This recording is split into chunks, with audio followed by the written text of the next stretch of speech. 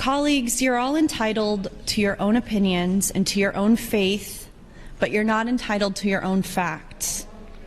The idea, one, that doctors would be able to carry on with emergency pregnancy care like they always have, or two, that this won't affect that many doctors so it's not a big deal, is incorrect. That's not right.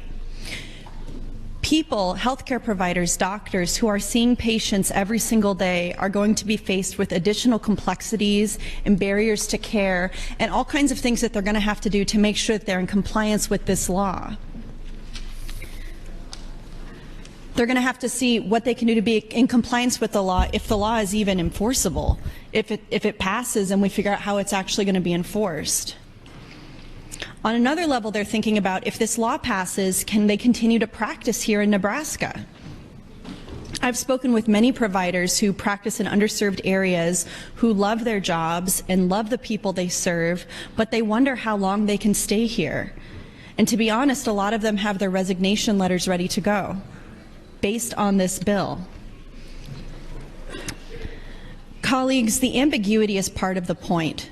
Confusion is the point. Fear is the point. Letting people know that their bodies are subject to the whims of random lawmakers and judges and religious organizations is the point. This is not law that we're dealing with. It's not best practices. It's not medicine. It's not health care. This is theocracy. This is white nationalism. And this is a racist, I don't want to get into it, but this is a system that is built to oppress, oppressing as it is meant to do, using the apparatus of the state to force their religious views on everybody else. It is what it is. No serious culture, no democracy, no free country can compel its residents to give birth.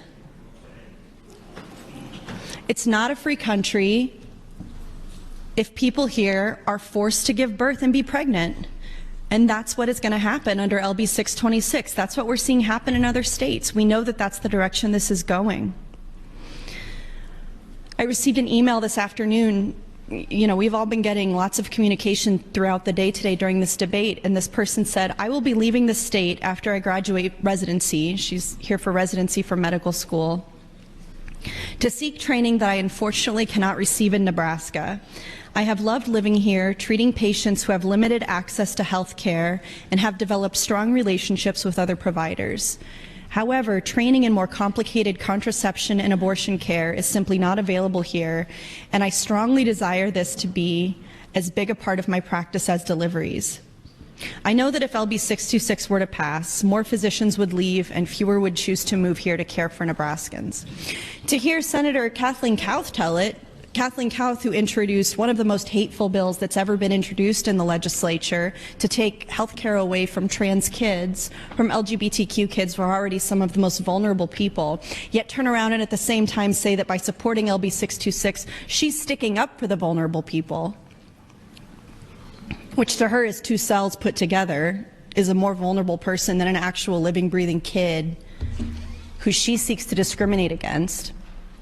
But she stood up and said, I know that there's people from states that have passed sanctuary laws for abortion, who have put into their constitution the right to abortion, and they would move here because they want to live in a state that's banned abortion. One minute. Listen to yourself. What are you talking about? Senator Kathleen Kauth is a professional mediator and conflict negotiator. You Google her, you can find all of her credentials, and she's like so good at solving conflicts. The biggest conflict in this state right now, in this legislature, is because of Senator Kauth.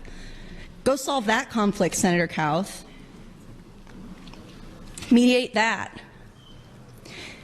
You're standing up and saying, oh, you're gay?